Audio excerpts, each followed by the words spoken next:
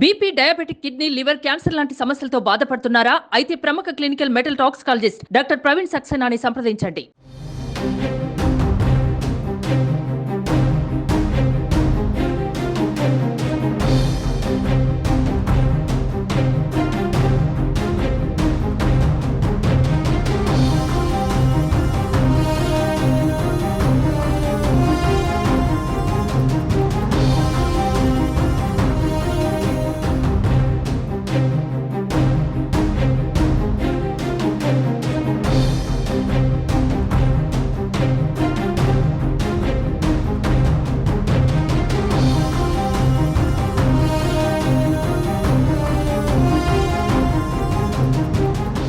ఏపీలో పోలింగ్ ముగిసిన పలుచోట్ల యుద్ధ వాతావరణం కనిపిస్తోంది. తాడిపత్రిలో గత 2 రోజులుగా వైసీపీ టీడీపీ వర్గీయుల మధ్య ఘర్షణ తారాస్థాయికి చేరింది.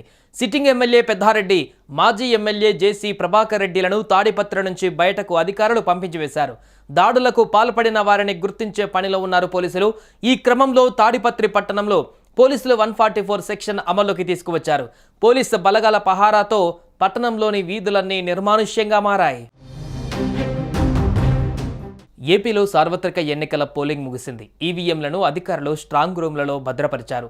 అయితే పోలింగ్ సమయంలో తలెత్తిన ఘర్షణలు పలు ప్రాంతాలలో ఇంకా కొనసాగుతున్నాయి. తాడిపత్రిలో పోలింగ్ రోజు వైసీపీ టీడీపీ ఏజెంట్ల మధ్య ఘర్షణ తలెత్తింది.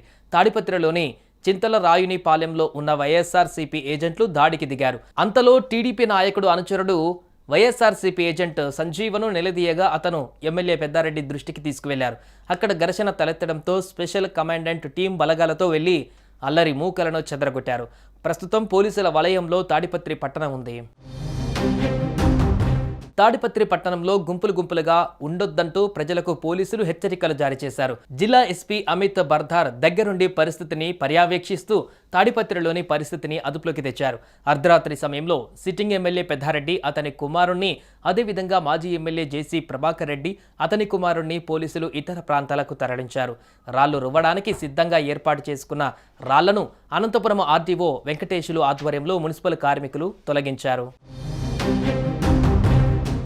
సుమన్ టీవీలో మీ పర్సనల్ అండ్ బిజినెస్ ప్రమోషన్స్ కోసం కింది నెంబర్కి కాంటాక్ట్ చేయండి.